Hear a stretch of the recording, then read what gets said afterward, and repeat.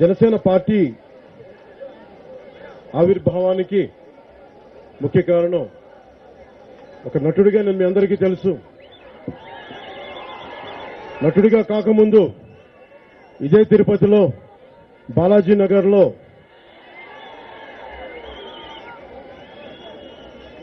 దత్తాత్రేయుడు 12వ అవతారమైన శ్రీ రామ్లాల్ ప్రభుజీ అవతరించారు. వారి పరంపరలో వచ్చిన శ్రీ నృసింహ సరస్వతి శిష్య పరంపరలో వచ్చిన యోగిని రాజరాజేశ్వరి దేవి గారు బాలాజీనగర్ లో ఉండేవాడు. అక్కడ నేను యోగ విద్యలు యోగాభ్యాసం నేర్చుకునేవాడిని సినిమాలోకి రాకముందు. ఇది ఎందుకు చెప్తున్నానంటే జీవితం పట్ల నాకు ఏ కోరికలు లేనివాడిని, సినిమా నటుడు అవ్వాలని కోరిక లేనివాడిని, రాజకీయాల్లోకి రావాలి అన్న ఆలోచన లేనివాడిని. కానీ నాలో ఉన్నది అణువణువున దేశభక్తి ఉంది. నా అణువణువున నేను నెల్లూరులో చదువుకున్న సెయింట్ జోసెఫ్ క్రిస్టియన్ మిషనరీ స్కూల్లో నాకు అణువణువున దేశభక్తి నింపింది నా గుండెల్లో, నా మిషనరీ స్కూల్.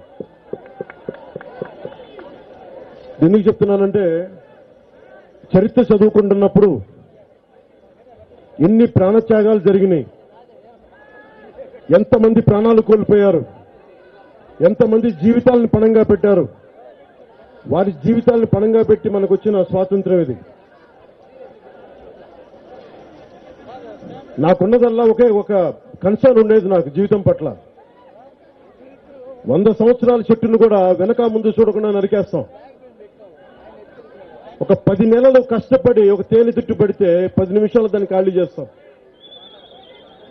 సమాజంలో ప్రకృతిలో ఉన్న ప్రతిదీ కూడా మనకు ఉపయోగపడేది. మనిషే నిజానికి తోటి మనిషికి ఎంత ఉపయోగపడతాడో నాకు నిజంగా తెలియదు. ఆలోచించాలి మనందరం ఒకసారి. అలాగే 200 ఏళ్ల పాటు పోరాడి సాధించిన ఈ స్వాతంత్ర్యాన్ని ఎవరో వాళ్ళ అబ్బసొత్తులాగా ఒక్కొక్క నాయకులు నిష్ఠారాజ్యంగా ప్రజలకు సంబంధం లేదు, మీరు మా బానిసలు, మీరు ఓట్లేసి మీ చావు మీరు చావండి, మేము రాజ్యాధికారం చేస్తామని తొక్కి నార తీసుకు ప్రజల్ని హింసిస్తా ఉంటే సినిమాలోకి రాకముందు నుంచి కూడా నాకు వేదన ఉండేది. ఇలాంటి వ్యవస్థ, ఇలాంటి వ్యక్తుల మీద చాలా ఆవేదన ఉండేది. యోగాభ్యాసం చేసిన తర్వాత సాటి మనిషికి, సాటి జీవికి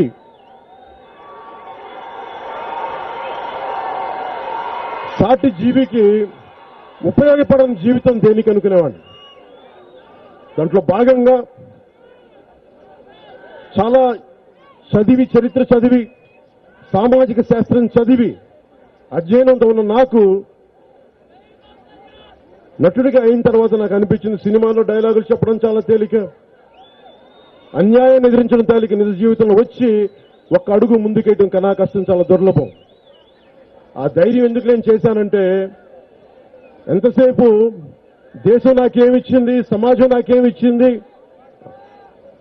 అని అడుగుతాం. కానీ నేను దేశానికి ఏమిచ్చాను, నా సమాజానికి ఏమిచ్చాను మనం అడగం. నేను అందరిలాగా మాట్లాడదలుచుకోలే. కోట్లు ట్యాక్సులు కడతాను, నేను కోట్లు సంపాదిస్తాను, కోట్ల ట్యాక్సులు కడతాను, కోట్ల రూపాయలు జనానికి ఇస్తాను. నేను ప్రజల సొమ్ముని కాజేసే వ్యక్తిని కాదు. నేను కాంట్రాక్టులు తీసుకొని కాంట్రాక్టులు డబ్బులు కాజేసే వ్యక్తిని కాదు. నేను నా కోట్లు నేను దాన్ని ఇచ్చే వ్యక్తిని. అది నాకు మన ధర్మాన్ని, భారతదేశపు ధర్మాన్ని అర్థం చేసుకున్న వాడిని కాబట్టి నేను చేయగలను. కానీ ఎవరో ఎక్కడో కూర్చొని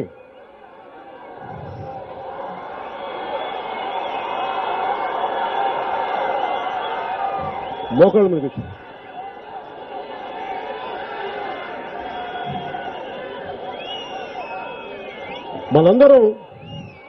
మనందరం నాతో సహా మనందరం ₹1 సంపాదిస్తే 48 పైసలు, రూపాయికి 48 పైసలు ట్యాక్స్ కడతాం. ట్యాక్స్ దేనికి కడతామంటే మన రోడ్లు బాగుండాలి, మన ప్రభుత్వ ఆసుపత్రులు బాగుండాలి, మన చదువుకునే బడులు, ప్రభుత్వ బడులు బాగుండాలి, మనకు అన్నం పండించే రైతు సుభిక్షంగా ఉండాలి, కార్మికుల భవిష్యత్తు బాగుండాలని చెప్పి మనం ట్యాక్సులు కడితే ఆ ట్యాక్సులు వీళ్ళ సిమెంట్ ఫ్యాక్టరీలకి, వీళ్ళ సారా అడ్డాలకి వెళ్ళిపోతుంటే అందరిలాగా చేతులు మడుచు కూర్చునే వ్యక్తిని కాదు. నాదైనా వంతు పోరాటం చేస్తాం. కష్టమో నష్టమో అంటే ఒక అన్యాయం జరుగుతున్నప్పుడు మనం నోరెత్తకపోతే ఆ అన్యాయం మరింతగా పేటరేగిపోద్ది. ఇందాక సునీల్ దేవధర్ గారు మాట్లాడుతూ వైసీపీ గుండాల పార్టీని ఎందుకన్నారంటే, మన ట్యాక్సులు మనం కట్టి మనందరం ఉమ్మడికి 100 మంది ఉంటే వీళ్ళు విజయం సాధించారు. నేను కాదంట్లా, 151 మంది ఎమ్మెల్యేలతో ఉన్నారు, విజయం సాధించారు. కానీ మీకు ఓటేసింది సంపూర్ణ 100% మీకు ఓట్లు వేయాల. 100% మంది ట్యాక్సులు కడితే అందరి దగ్గర డబ్బులు తీసుకొని మీకు ఎవరైతే కావాలో మీ వరకు మీరు డబ్బులు పంచు, అందరి సొమ్ముని వాళ్ళ ఖజానాలోకి వెళ్తే ఆ డబ్బులు అందరికీ పంచుతా ఉన్నారు వీళ్ళు. అది వాళ్ళ బలం. మనం ఇచ్చాం బలం వైసీపీకి, మనందరం కలిస్తే వైసీపీకి బలం ఇచ్చాం. అది మనం మర్చిపోవద్దు. ఎంతకాలం భయపడతాం ఎవరికైనా, ఏ గుండాకైనా సరే, ఎవరికైనా సరే. పులివెందుల అనగానే మీకు తెలుసా, పులివెందుల అనగానే ఇప్పుడు ప్రతి ఒక్కరికి పులివెందుల స్థాయి రాజకీయం అంటారు. పులివెందుల స్థాయి రాజకీయం అంటే ఇప్పుడు ఏం, పులివెందులు అనే పేరు దుర్మార్గానికి, దోపిడీకి, అలాంటి పేరుకి అయిపోయింది. కానీ నిజంగా పులివెందుల గొప్పతనం మీకు తెలీదు. పులివెందుల గొప్పతనం 1892లో సరస్వతి విలాసం అనే లైబ్రరీ పెట్టిన ఒక సరస్వతి విలాసం అనే లైబ్రరీ పెట్టారు మనకి పులివెందుల్లో. కోస్తాంధ్ర కంటే కూడా సీమాంధ్రలో, కోస్తాంధ్రలో 18వ శతాబ్దంలో 18 లైబ్రరీలు ఉంటే సీమాంధ్రలో 21 గ్రంథాలయాలు ఉండే. అలాంటి గ్రంథాలయమే పులివెందులో ఉండేది. సరస్వతి నిలయం. అలాంటి లైబ్రరీలో ఉన్నది.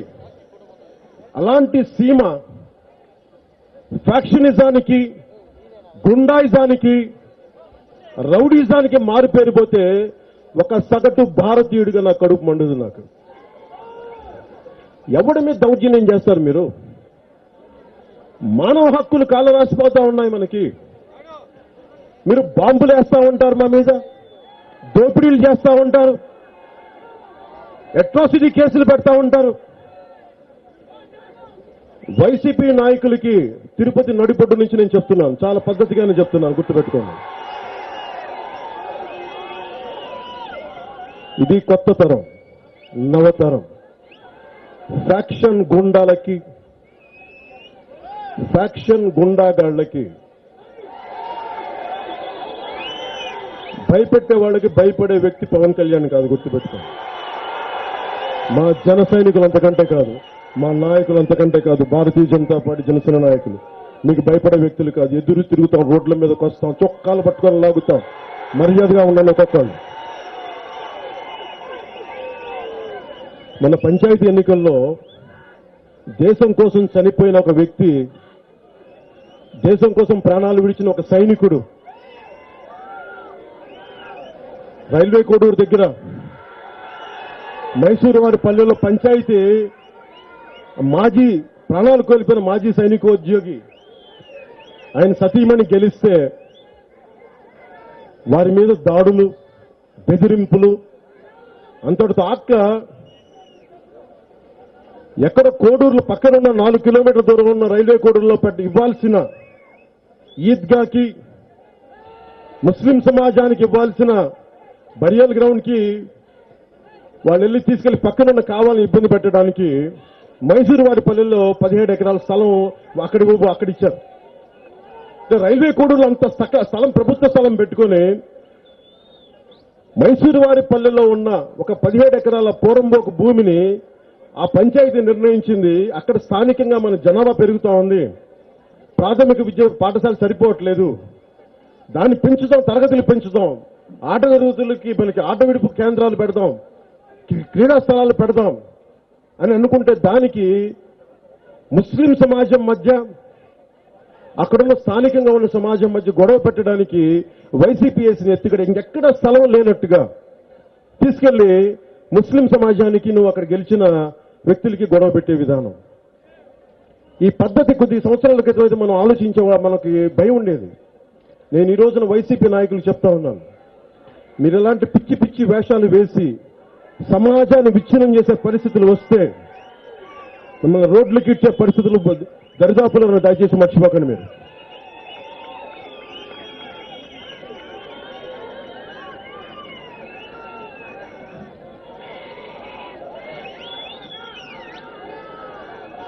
ముఖ్యంగా AP Andhra Pradesh law and order, Andhra Pradesh law and order ఎంత దిగజారిపోయింది అంటానికి ప్రతి ఎమ్మెల్యే కూడా ఒక గుండాలా మాట్లాడతాడు. ప్రతి ఎమ్మెల్యే, ప్రతి వైసీపీ ఎమ్మెల్యే గుండాలాగా మాట్లాడతాడు. మీరు ఎమ్మెల్యేలా గుండాలాయా? మీరు 151 మంది గుండాలాంటి గుండాగిరిలాగా ప్రయత్నించే వ్యక్తులు అందరినీ చెప్పట్లేదు, కానీ ప్రతి ఒక్కరూ కూడా వైసీపీ ఎమ్మెల్యేలు బెదిరింపులు, గుండాగర్ది ఇవి ఎక్కువైపోతా ఉన్నాయి. ఎన్నిక ఒక వైసీపీ అభ్యర్థి ఆయనకి కాలం చేయడం వల్ల ఆయన స్థానంలో పోటీ వచ్చింది. ముందుగా ప్రాణాలు కోల్పోయిన వైసీపీ ఎంపీ అభ్యర్థికి జనసేన తరపున, మా జన సైనికుల తరపున, మా ఆడపడుచుల తరపున, మా నాయకులందరి తరపున వారి కుటుంబానికి మా ప్రగాఢ సానుభూతిని తెలియజేస్తా ఉన్నాం. ఎందుకంటే మీ మరణం ఎలాంటి లోటు ఉంటుందో నాకు తెలుసు, కానీ ప్రజాస్వామ్యంలో ఒక ఉప ఎన్నిక జరిగినప్పుడు పోటీ చేయాలనే పరిస్థితి ఉంది కాబట్టి ఖచ్చితంగా పోటీ చేస్తున్నాం. కాబట్టి దాంట్లో భాగంగా కూడా చనిపోయిన వైసీపీ ఎంపీ అభ్యర్థికి, వారి కుటుంబ సభ్యులకి మనస్ఫూర్తిగా మా సంతాపాన్ని తెలియజేస్తున్న పరిస్థితుల్లో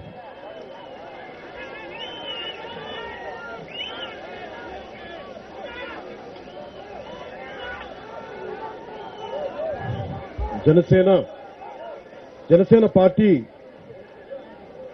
ఆవిర్భావానికి ముఖ్య కారణం ఒక నటుడిగా నేను మీ అందరికీ తెలుసు. నటుడిగా కాకముందు ఇదే తిరుపతిలో బాలాజీ నగర్లో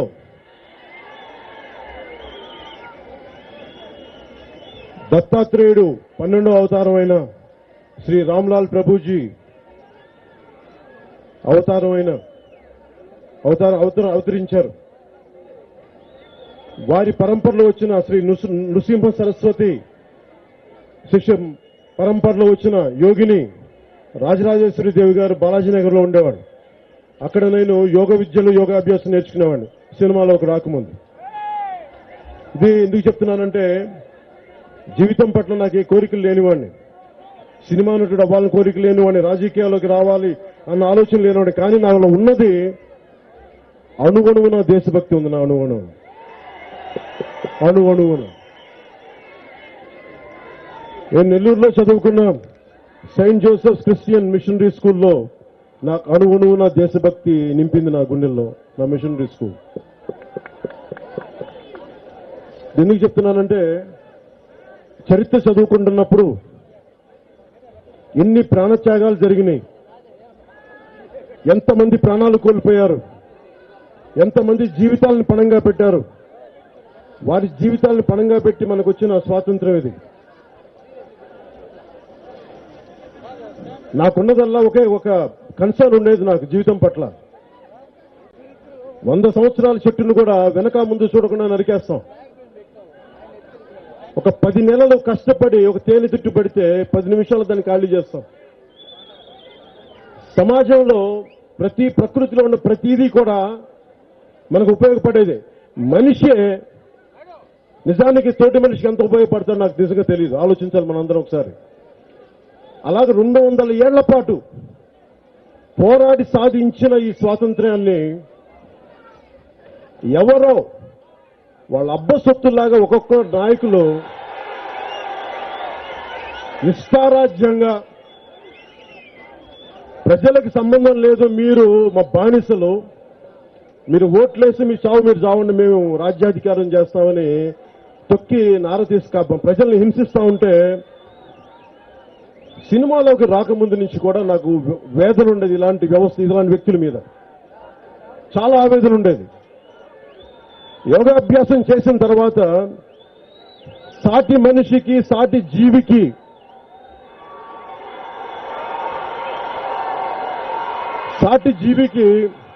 ఉపయోగపడని జీవితం దేనికి అనుకునేవాడిని. దాంట్లో భాగంగా చాలా చరిత్ర చదివి, సామాజిక శాస్త్రం చదివి అధ్యయనంతో ఉన్న నాకు నటుడిగా అయిన తర్వాత నాకు అనిపించింది, సినిమాలో డైలాగులు చెప్పడం చాలా తేలిక, అన్యాయాన్ని ఎదిరించడం తేలిక, నిజ జీవితంలో వచ్చి ఒక్క అడుగు ముందుకేయడం కన్నా కష్టం, చాలా దుర్లభం. ఆ ధైర్యం ఎందుకు నేను చేశానంటే, ఎంతసేపు దేశం నాకేమిచ్చింది, సమాజం నాకేమిచ్చింది అని అడుగుతాం, కానీ నేను దేశానికి ఏమిచ్చాను, నా సమాజానికి ఏమిచ్చాను మనం అడగం. నేను అందరిలాగా మాట్లాడదలుచుకోలే. కోట్ల ట్యాక్సులు కడతాను, నేను కోట్లు సంపాదిస్తాను, కోట్ల ట్యాక్సులు కడతాను, కోట్ల రూపాయలు జనానికి ఇస్తాను. నేను ప్రజల సొమ్ముని కాజేసే వ్యక్తిని కాదు, నేను కాంట్రాక్టులు తీసుకొని కాంట్రాక్టులు డబ్బులు కాజేసే వ్యక్తిని కాదు, నేను నా కోట్లు నేను దాన్ని ఇచ్చే వ్యక్తిని. అది నాకు మన ధర్మాన్ని, భారతదేశపు ధర్మాన్ని అర్థం చేసుకున్న వాడిని కాబట్టి నేను చేయగలను. కానీ ఎవరో ఎక్కడో కూర్చొని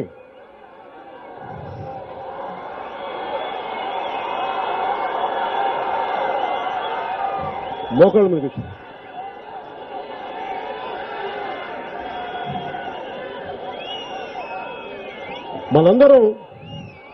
మనందరం నాతో సహా మనందరం ₹1 సంపాదిస్తే 48 పైసలు, రూపాయికి 48 పైసలు ట్యాక్స్ కడతాం.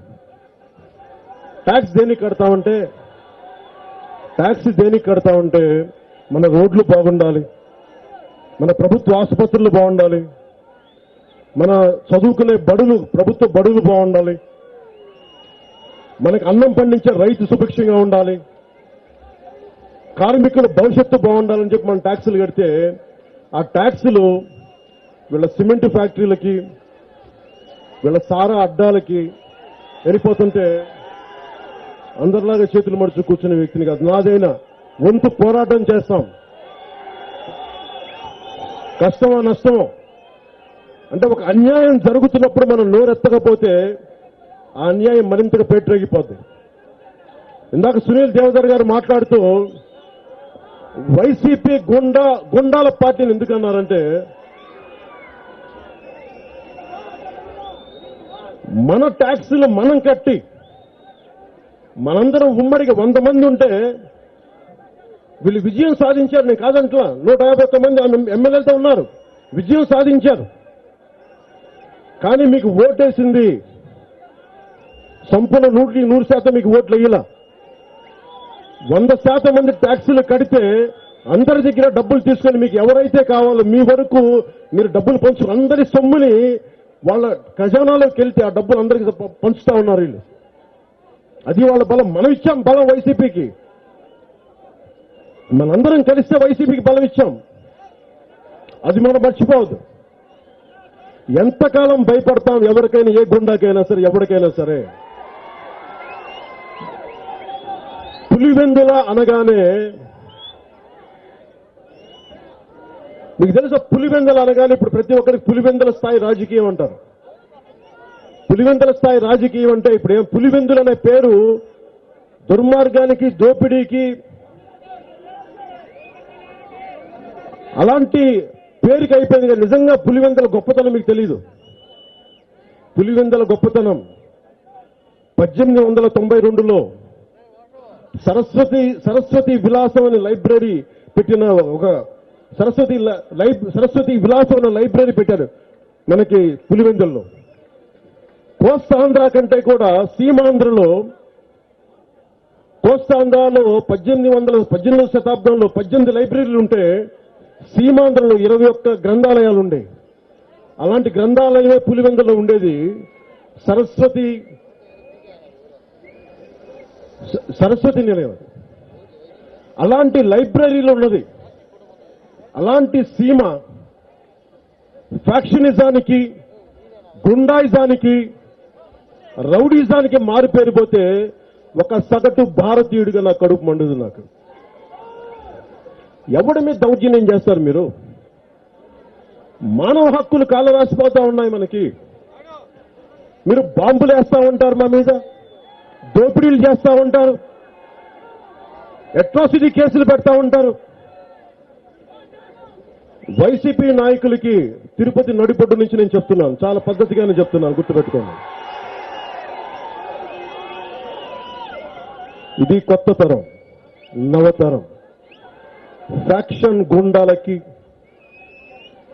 ఫ్యాక్షన్ గుండాగాళ్లకి భయపెట్టే వాళ్ళకి భయపడే వ్యక్తి పవన్ కళ్యాణ్ కాదు, గుర్తుపెట్టుకోండి. మా జన సైనికులు అంతకంటే కాదు, మా నాయకులు అంతకంటే కాదు, భారతీయ జనతా పార్టీ జనసేన నాయకులు మీకు భయపడే వ్యక్తులు కాదు. ఎదురు తిరుగుతాం, రోడ్ల మీదకి వస్తాం, చొక్కాలు పట్టుకొని లాగుతాం, మర్యాదగా ఉన్నాను ఒక్కొక్కళ్ళు. మన పంచాయతీ ఎన్నికల్లో దేశం కోసం చనిపోయిన ఒక వ్యక్తి, దేశం కోసం ప్రాణాలు విడిచిన ఒక సైనికుడు రైల్వే కోడూరు దగ్గర మైసూరు వారి పల్లెలో పంచాయతీ మాజీ ప్రాణాలు కోల్పోయిన మాజీ సైనికోద్యోగి ఆయన సతీమణి గెలిస్తే వారి మీద దాడులు, బెదిరింపులు అంతటితో ఆక్క ఎక్కడ కోడూరులో పక్కనున్న 4 కిలోమీటర్ల దూరం ఉన్న రైల్వే కోడూరులో ఇవ్వాల్సిన ఈద్గాకి, ముస్లిం సమాజానికి ఇవ్వాల్సిన బరియల్ గ్రౌండ్ కి వాళ్ళు వెళ్ళి తీసుకెళ్లి పక్కనున్న కావాలని ఇబ్బంది పెట్టడానికి మైసూరు వారి పల్లెల్లో 17 ఎకరాల స్థలం అక్కడిచ్చారు. రైల్వే కోడూరులో అంత స్థలం, ప్రభుత్వ స్థలం పెట్టుకుని మైసూరు వారి పల్లెల్లో ఉన్న ఒక 17 ఎకరాల పోరంబోకు భూమిని ఆ పంచాయతీ నిర్ణయించింది. అక్కడ స్థానికంగా మన జనాభా పెరుగుతా ఉంది, ప్రాథమిక విద్య పాఠశాల సరిపోవట్లేదు, దాన్ని పెంచుదాం, తరగతులు పెంచుదాం, ఆట తరగతులకి మనకి ఆట విడుపు కేంద్రాలు పెడదాం, క్రీడా స్థలాలు పెడదాం అని అనుకుంటే దానికి ముస్లిం సమాజం మధ్య, అక్కడున్న స్థానికంగా ఉన్న సమాజం మధ్య గొడవ పెట్టడానికి వైసీపీ వేసిన ఎత్తుగడ ఇంకెక్కడ స్థలం లేనట్టుగా తీసుకెళ్లి ముస్లిం సమాజానికి, నువ్వు అక్కడ గెలిచిన వ్యక్తులకి గొడవ పెట్టే విధానం. ఈ పద్ధతి కొద్ది సంవత్సరాల క్రితం అయితే మనం ఆలోచించే మనకి భయం ఉండేది. నేను ఈ రోజున వైసీపీ నాయకులు చెప్తా ఉన్నాను, మీరు ఇలాంటి పిచ్చి పిచ్చి వేషాలు వేసి సమాజాన్ని విచ్ఛిన్నం చేసే పరిస్థితులు వస్తే మిమ్మల్ని రోడ్లకి ఇచ్చే పరిస్థితులు దరిదాపులో దయచేసి మర్చిపోకండి మీరు.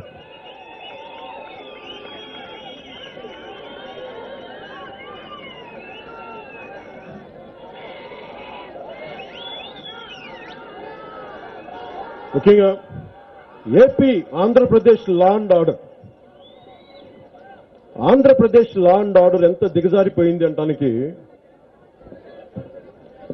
ప్రతి ఎమ్మెల్యే కూడా ఒక గుండాలా మాట్లాడతాడు. ప్రతి ఎమ్మెల్యే, ప్రతి వైసీపీ ఎమ్మెల్యే గుండాలాగా మాట్లాడతాడు. మీరు ఎమ్మెల్యేలా గుండాలాయా? మీరు 151 మంది గుండాలాంటి గుండాగిరిలాగా ప్రయత్నించే వ్యక్తులు అందరూ నేను చెప్పట్లేదు, కానీ ప్రతి ఒక్కరూ కూడా వైసీపీ ఎమ్మెల్యేలు బెదిరింపులు, గుండాగర్ది ఇవి ఎక్కువైపోతా ఉన్నాయి. ఎన్నిక ఒక వైసీపీ అభ్యర్థి ఆయనకి కాలం చేయడం వల్ల ఆయన స్థానంలో పోటీ వచ్చింది. ముందుగా ప్రాణాలు కోల్పోయిన వైసీపీ ఎంపీ అభ్యర్థికి జనసేన తరఫున, మా జన సైనికుల తరఫున, మా ఆడపడుచుల తరఫున, మా నాయకులందరి తరఫున వారి కుటుంబానికి మా ప్రగాఢ సానుభూతిని తెలియజేస్తా ఉన్నాం. ఎందుకంటే మీ మరణం ఎలాంటి లోటు ఉంటుందో నాకు తెలుసు. కానీ ప్రజాస్వామ్యంలో ఒక ఉప ఎన్నిక జరిగినప్పుడు పోటీ చేయాలనే పరిస్థితి ఉంది కాబట్టి ఖచ్చితంగా పోటీ చేస్తున్నాం. కాబట్టి దాంట్లో భాగంగా కూడా చనిపోయిన వైసీపీ ఎంపీ అభ్యర్థికి వారి కుటుంబ సభ్యులకి మనస్ఫూర్తిగా మా సంతాపాన్ని తెలియజేస్తున్న ఈ పరిస్థితుల్లో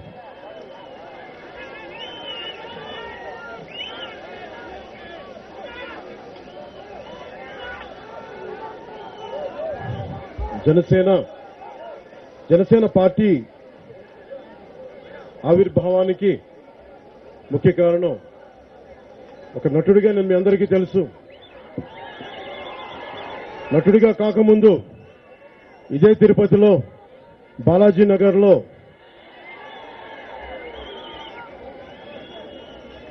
దత్తాత్రేయుడు 12వ అవతారమైన శ్రీ రామ్లాల్ ప్రభుజీ అవతరించారు. వారి పరంపరలో వచ్చిన శ్రీ నృసింహ సరస్వతి శిష్య పరంపరలో వచ్చిన యోగిని రాజరాజేశ్వరి దేవి గారు బాలాజీనగర్లో ఉండేవాడు. అక్కడ నేను యోగ విద్యలు యోగాభ్యాసం నేర్చుకునేవాడిని సినిమాలోకి రాకముందు. ఇది ఎందుకు చెప్తున్నానంటే జీవితం పట్ల నాకు ఏ కోరికలు లేనివాడిని, సినిమా నటుడు అవ్వాలని కోరిక లేనివాడిని, రాజకీయాల్లోకి రావాలి అన్న ఆలోచన లేనివాడిని. కానీ నాలో ఉన్నది అణువణువున దేశభక్తి ఉంది. నా అణువణువున నేను నెల్లూరులో చదువుకున్న సెయింట్ జోసెఫ్స్ క్రిస్టియన్ మిషనరీ స్కూల్లో నాకు అణువణువున దేశభక్తి నింపింది నా గుండెల్లో. నా మిషనరీ స్కూల్ సమాజంలో ప్రకృతిలో ఉన్న ప్రతిదీ కూడా మనకు ఉపయోగపడేది. మనిషే నిజానికి తోటి మనిషికి ఎంత ఉపయోగపడతాడో నాకు నిజంగా తెలియదు. ఆలోచించాలి మనందరం ఒకసారి. అలాగే 200 ఏళ్ల పాటు పోరాడి సాధించిన ఈ స్వాతంత్ర్యాన్ని ఎవరో వాళ్ళ అబ్బసొత్తులాగా ఒక్కొక్క నాయకులు నిష్ఠారాజ్యంగా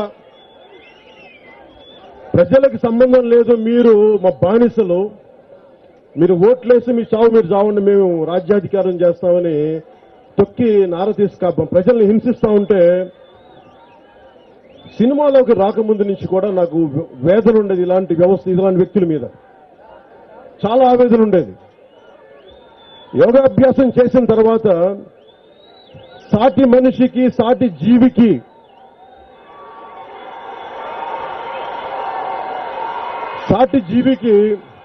ఉపయోగపడని జీవితం దేనికి అనుకునేవాడిని. దాంట్లో భాగంగా చాలా చదివి, చరిత్ర చదివి, సామాజిక శాస్త్రం చదివి అధ్యయనంతో ఉన్న నాకు నటుడిగా అయిన తర్వాత నాకు అనిపించింది సినిమాలో డైలాగులు చెప్పడం చాలా తేలిక, అన్యాయాన్ని ఎదిరించడం తేలిక, నిజ జీవితంలో వచ్చి ఒక్క అడుగు ముందుకేయడం కన్నా కష్టం, చాలా దుర్లభం. ఆ ధైర్యం ఎందుకు నేను చేశానంటే ఎంతసేపు దేశం నాకేమిచ్చింది, సమాజం నాకేమిచ్చిందని అడుగుతాం, కానీ నేను దేశానికి ఏమిచ్చాను, నా సమాజానికి ఏమిచ్చాను మనం అడగం. నేను అందరిలాగా మాట్లాడదలుచుకోలే. కోట్లు ట్యాక్సులు కడతాను, నేను కోట్లు సంపాదిస్తాను, కోట్ల ట్యాక్సులు కడతాను, కోట్ల రూపాయలు జనానికి ఇస్తాను. నేను ప్రజల సొమ్ముని కాజేసే వ్యక్తిని కాదు. నేను కాంట్రాక్టులు తీసుకొని కాంట్రాక్టులు డబ్బులు కాజేసే వ్యక్తిని కాదు. నేను నా కోట్లు నేను దాన్ని ఇచ్చే వ్యక్తిని. అది నాకు మన ధర్మాన్ని, భారతదేశపు ధర్మాన్ని అర్థం చేసుకున్న వాడిని కాబట్టి నేను చేయగలను. కానీ ఎవరో ఎక్కడో కూర్చొని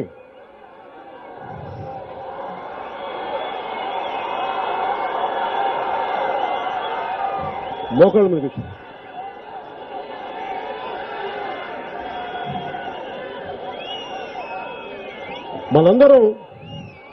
మనందరం నాతో సహా మనందరం ₹1 సంపాదిస్తే 48 పైసలు, రూపాయికి 48 పైసలు ట్యాక్స్ కడతాం.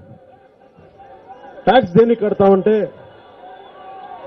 దేనికి కడతామంటే మన రోడ్లు బాగుండాలి, మన ప్రభుత్వ ఆసుపత్రులు బాగుండాలి, మన చదువుకునే ప్రభుత్వ బడులు బాగుండాలి, మనకు అన్నం పండించే రైతు సుభిక్షంగా ఉండాలి, కార్మికుల భవిష్యత్తు బాగుండాలని చెప్పి మనం ట్యాక్సులు కడితే ఆ ట్యాక్సులు వీళ్ళ సిమెంట్ ఫ్యాక్టరీలకి వీళ్ళ సారా అడ్డాలకి వెళ్ళిపోతుంటే అందరిలాగా చేతులు మడుచు కూర్చునే వ్యక్తిని కాదు. నాదైనా వంతు పోరాటం చేస్తాం.